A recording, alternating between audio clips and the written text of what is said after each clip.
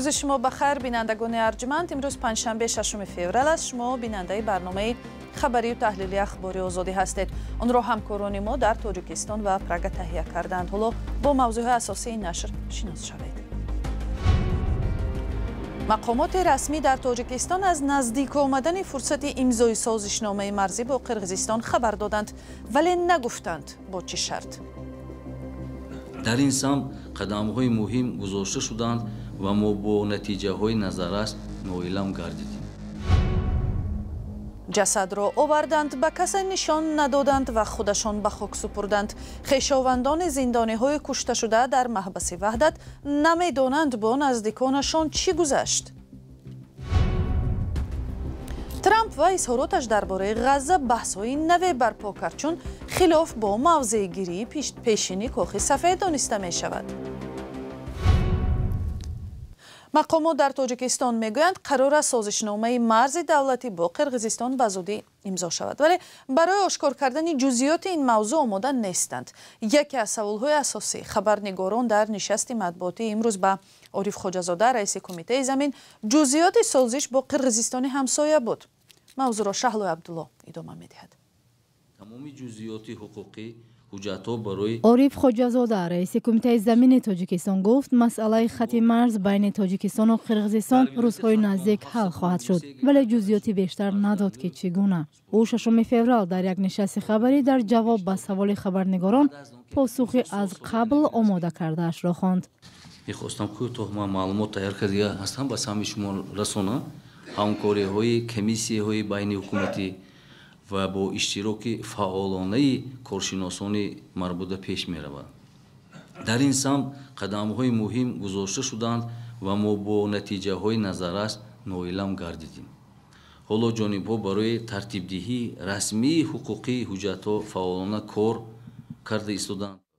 با پرسش به تکرار خبرنگاران که سازشنامه نهایی کی امضا خواهد شد یا کوچانیدن ساکنان دو جانب در نظر است، جوابی دقیق نداد. در حقیقت زمین‌های پارچه در میان هم است. برای حل مسئله سرحد راست کردن، موافق کردن، این مسئله هم کاربری رفته ایستاده است، کار هم شده ایستاده است.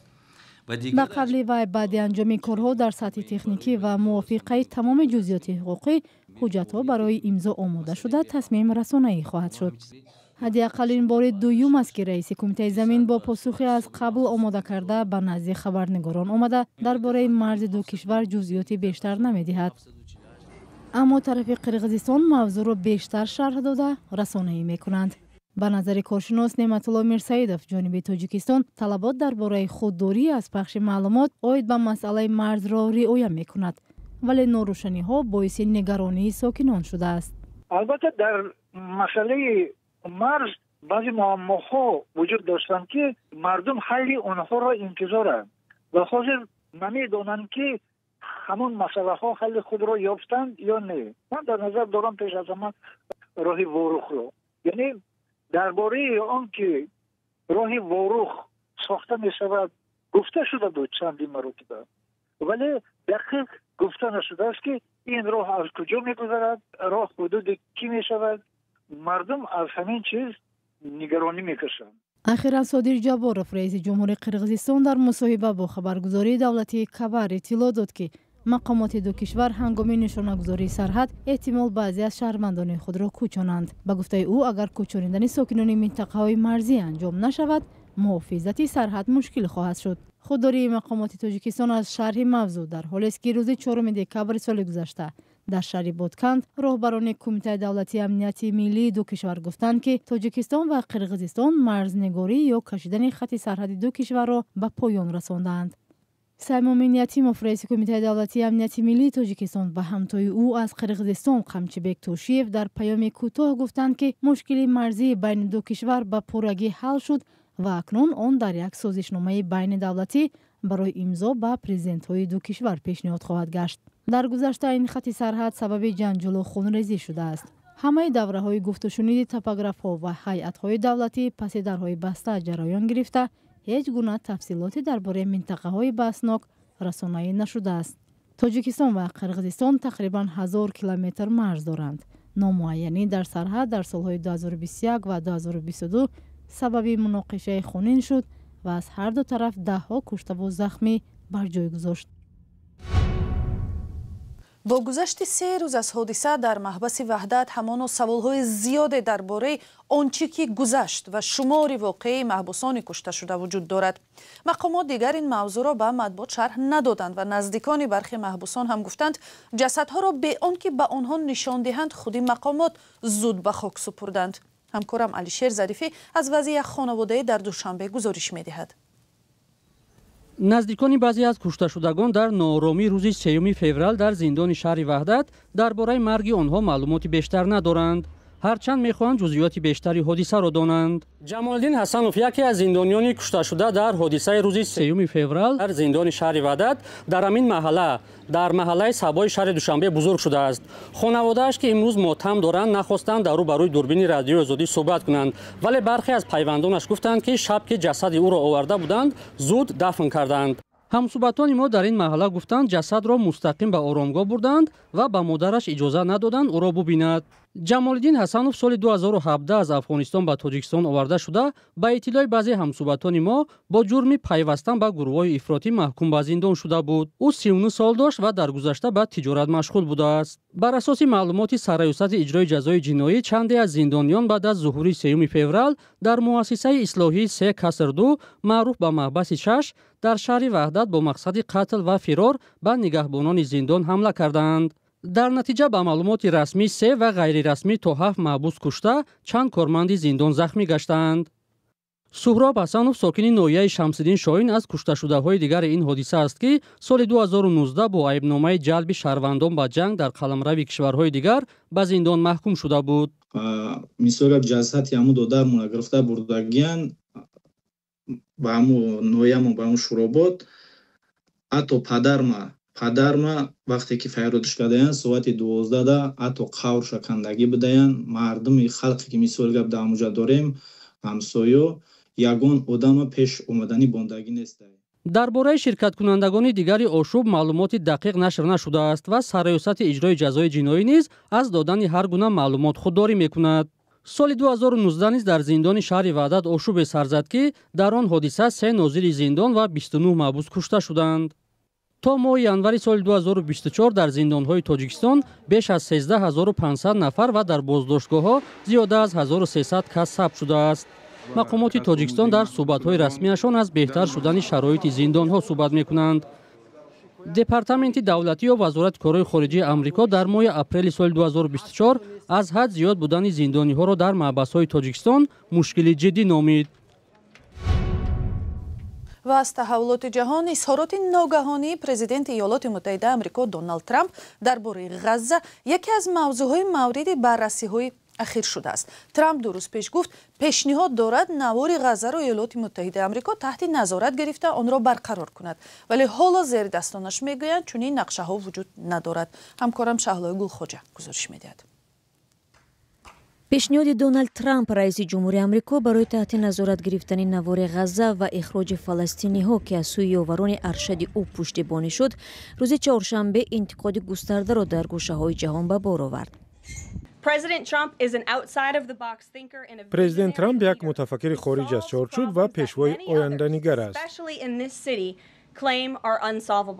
در یک نشست خبری کاخ سفید روز چهارشنبه سخنگوی ترامپ کیرالین لیویت پیشنهاد او درباره غزه را تاریخی توصیف کرد و گفت که رئیس جمهور عهدهدار نشده از نیروهای آمریکایی را به قلمرو محاصره شده فلسطین فرستاد. پرزیدنت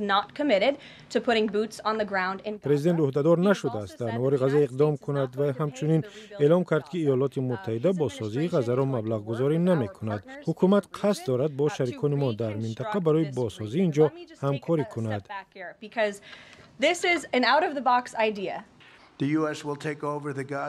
ایالات متحده نظارت غزه را به دست می گیرد و ما در این منطقه اقداماتی خواهیم کرد.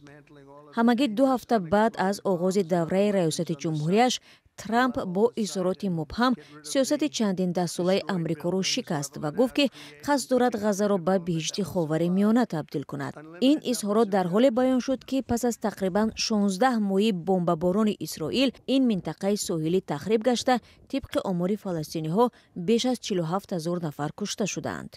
این سخنان او با واکنش تند قدرت‌های جهانی از جمله روسیه، چین و آلمان روبرو شد که گفتند این رنج و بدبینی جدیدی به همراه خواهد داشت. در همین حال عربستان سعودی به عنوان یک قدرت منطقه‌ای این پیشنهاد را به طور کامل رد کرد. ترامپ در جریان معرکه پیش از انتخاباتی در سال 2024 و پس از بازگشتش به سر قدرت زیاد تاکید می‌کرد که به جنگ‌های به گفته خودش خنده‌آور خاتمه خواهد داد و به آغاز نزاع‌های دیگر مانع می‌شود. در جریان سفرش به گواتمالا کاتب دولتی آمریکا مارکو روبیو در یک تلاش واضح برای مقابله با موج انتقادهای جهانی اصرار کرد که پیشنهاد ترامپ اقدامی دشمنانه نیست. آن چیزی که پرزیدنت ترامپ دیروز اعلام کرد یک پیشنهاد و آمادگی ایالات متحده برای به عهده گرفتن مسئولیت برای برقرارسازی این منطقه است. ترامپ روز سه‌شنبه هنگام استقبال بنیامین نتانیاهو نخست وزیر اسرائیل در کاخ سفید پیشنهاد خود را اعلام کرد اما جزئیات نداد و گفت که او و تیمش پیشنهاد او را با اردن، مصر و دیگر کشورهای منطقه بررسی کردند. چرا تجلیل جشن 85 سالگی متفکر تاجیک اکبری تورسون برپا نشد؟ این یکی از پرسش‌های بود که امروز به مسئولین اکادمی علم‌های تاجیکستان داده شد.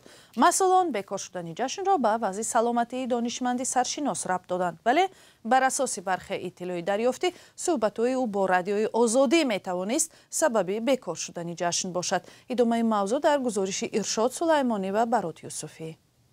محفل خیره را برای همین آغاز کردیم. قابل جان خوشوقت‌زاده پرزیدنت اکادمی ملی علم‌های تاجیکستان میگوید تجلیل نشدن جشن 85 سالگی اکادمیک اکبری تورسون به اظهار نظرهایش در رسانه‌ها از جمله صحبتش با رادیو آزادی ربط ندارد. ما این گونه چهاربینی‌ها را پای در پای می‌گذارانیم. از سبب که استاد کمی بیمار بودند ما نتوانستیم که این چهاربینی استادا برگزار کنیم. ما هم محفل خیره را برای همین آغاز کردیم که هم استادانی که در بین ما و شما نیستند، هم استادانی که سالهای طولانی 50-60 سال از استادان در اکادمی ملی علم‌ها فعالیت میکنند. ما برای همکاری در این سمت یگان مانعی در اکادمی ملی علم‌ها نیست. یکی از نزدیکان اکبری تورسون روز 6 فوریه در یک صحبت تلفنی با رادیو آزادی گفت که روزهای تجلیل از 85 سالگی سلامتی استاد خوب بود. پرزیدنت اکادمی علم‌ها همچنین گفت که ما از همکاری با رادیو آزادی کناره‌گیری نکرده ایم، در حالی که برخی نهادهای اکادمی علم‌ها پس از مراجعه خبرنگاران برای صحبت اجازه رسمی پرزیدنت اکادمی را طلب می‌کنند. صحبت با مسئله رادیوی آزادی در اینجا علمان شتگی هستند. فکر اندیشه خودشون بیان میکنن، یگان مانعی نیست. مقصد من هم چون پرزیدنت اکادمی ملی علم‌ها در اینجا علمان شتگی هستند. کدام شبکه‌ای که نباشد، کدام واسطه اخباری عمومی که نباشد، هر علم فکر اندیشه خودش رو چیکار میکنند، بیان میکنند. ما برای همکاری آماده هستیم در این سمت. این در حالی است که عالمان اکادمی از بیان اندیشه در مسائل عمده تاجیکستان و شرح و تحلیل روندهای کشور خودداری میکنند. صحبت رادیو آزادی با اکادمیک اکبری تورسون تیر ماه سال گذشته به افتخار 85 سالگی ایشان صورت گرفته بود. بعد از نشر آن که انتقادهای از نهادهای علمی و عالمان و دانشمندان اکادمی علم‌ها کرده بود، سر و صداها بلند شدند که اکادمی محض به همین خاطر از تجلیل جشن که قرار بود 4 اکتبر برگزار شود خودداری کرده است. آن زمان گفته شد که جشن روزی زبان سبب این حالت شده است، ولی منابع رادیو آزادی گفتند که مصاحبه انتقادی دانشمند به چندی از سروران خوش نآمده است. و برنامه در همین جا به آخر میرسد. سپاس که آن را تماشا کردید. بینندگان ارجمند، خبر و گزارش‌های بیشتر را درباره حادثه‌های تاجیکستان و جهان همیشه میتوانید در وبسایت azadi.org و صحیفه‌های رادیو آزادی در فیسبوک و اینستاگرام، ایکس و تلگرام، تیک تاک و یوتیوب دسترس کنید. با رادیو آزادی فرستادن خبر و ویدیوهای مهم و جالب از حادثه‌های تاجیکستان را فراموش نکنید. تلفن‌ها در صحیفه‌های ما در شبکه‌های اجتماعی هم هست. خدا نگهبان شما.